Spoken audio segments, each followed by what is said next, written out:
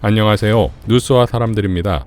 지난 11일 김어준의 겸손은 힘들다 뉴스공장에 출연한 이재명 대표에 대해 류건 시인은 다음과 같이 밝혔습니다. 오늘 뉴스공장에 나온 이재명 대표를 보니까 온갖 시련을 겪으며 깎이고 다듬어진 균형감과 내공이 확연하다. 국가 경영에 대한 전망과 철학이 무르익었다. 내가 물론 추미애 빠이긴 하지만 대한민국에서 지금 당장 대선을 치러야 한다면 가장 준비되어 있는 사람 누구인가? 수구 부패 세력이 나라를 아작내면 국민과 손잡고 나라 일으켜 세우던 민주당 전통이 어른거린다. 이재명 대표는 애송 시선집까지 낸 문학 애호입니다. 시 한 줄 읽은 흔적 없는 내란수계와는 차원이 다르다. 얼마나 다행인가. 자, 이재명 인터뷰에서 특히 흥미로웠던 부분은 이겁니다. 근데 제가 나중에 확인해 보니까 그때 국회로 달려갔던 의원들 중에 라이브로 시민들 오라고 방송한 의원이 대표님밖에 없어요. 그때 왜 그런 방송을 생각하신 거예요? 저는 사실 제 인생을 살면서 큰 트라우마가 하나 있는데 그게 광주 민주화 운동입니다. 그러니까 저는 공장을 다닐 때 폭도들로 알았고 제 입으로 그 정말 사망한 또는 피해자들을 폭도라고 내 입으로 욕을 했죠. 가짜 뉴스에 속았던 거예요. 그것도 한두 해도 아니고. 그때 중학교 정도 되신 거죠? 고등학교 때쯤 되죠. 제가 82학번이니까 80년이니까 고등학교 1, 2학년 뭐 이런 정도 나이에 이제 공장에 있었잖아요. 네. 그때 학교 못 다니시고 공장 공장에 다니고. 있을 때인데 그 후에 이제 그 실상을 알게 됐을 때 여러 가지 이제 떠오르는 장면들이 있잖아요. 뭐 제일 먼저 떠오르는 게 이제 관짝들이죠. 이렇게 쫙 늘어져 있는 관들. 그리고 그 앞에서 오열하는 가족들. 그리고 또 하나 떠오르는 장면이 뭐냐면 그 방송한 겁니다. 선무 방송. 네, 광주 시민 여러분 지금 개원군이 뭐 맞습니다. 들어옵니다. 뭐 광장으로 모여주세요. 뭐 그 방송하신 분들 있잖아요. 그 여성분들. 제가 만나기도 했는데 여성분들이었어 다. 네, 맞습니다. 목소리 가랑가랑한 맞아요, 여성분들이었는데 그분들도 사실은 저격당할 수 있잖아요. 맞아요. 저격 대상이죠. 근데 방송을 하러 다녔잖아요. 죽기로 각오하고 있겠죠. 근데 지금 그날도 저는 계엄군들이 당연히 진을 치고 있을 거라고 봤고. 이미? 네, 이미 다 막고 바보 아닌다며 막고 있겠죠. 우연히 못 막았지만 그러면 체포될 가능성이 거의 뭐 확실하고. 뭐 잡히면 이제 저는 뭐 바로 죽일 거라고 생각은 못하고 나중에 보면 바로 죽었겠더라고요. 맞아요. 제가 붙잡혀가지고 뭐 고문당하고 어디인지 모를 소재를 알 수 없는 곳으로 끌려가겠다 생각을 했기 때문에 제 아내가 옆에서 운전을 하잖아요. 그때 훌쩍훌쩍 하시는데 보니까. 실제 그럴 수밖에 없었죠. 사지로 몰아다 주는 거니까. 이게 저는 잡히는 장면이라도 일단 찍어놔야 되겠다. 뭐 잡혀가는 건 알아야 되잖아요. 그리고 국민들 외에는 막을 수 있는 힘은 없다. 총등 군인은 무슨 수로 막겠어요? 광주를 떠올리셨고 그때 힘은 결국 국민 대중으로부터 나온다. 그때 선무방송하던 에워싸야 된다.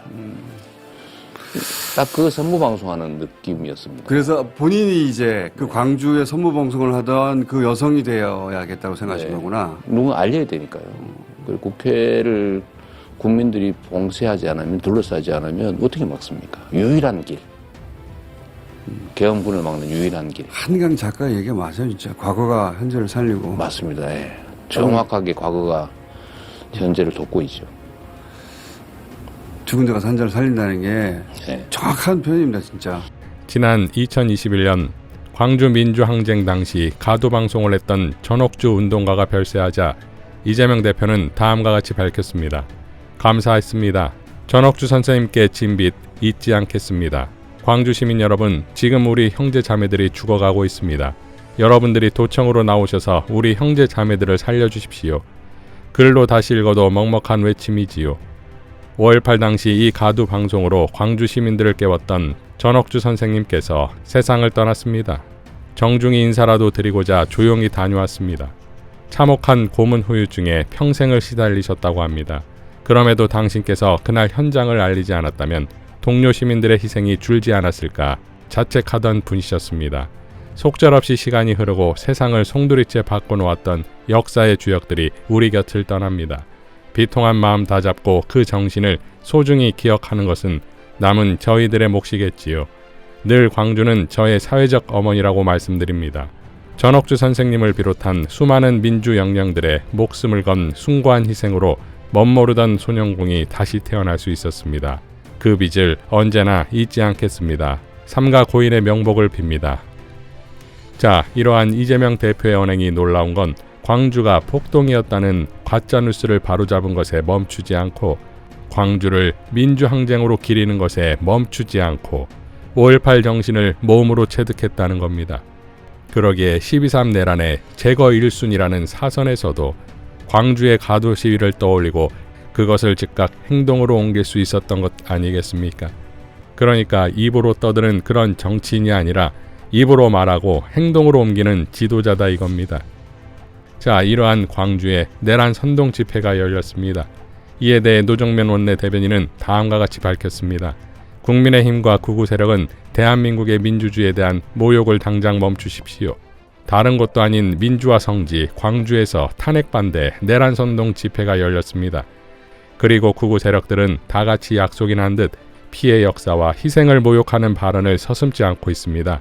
이는 단순한 집회를 넘어서 피 흘리는 우리나라 민주주의를 지키신 광주 영령들과 대한민국 민주주의에 대한 모욕입니다.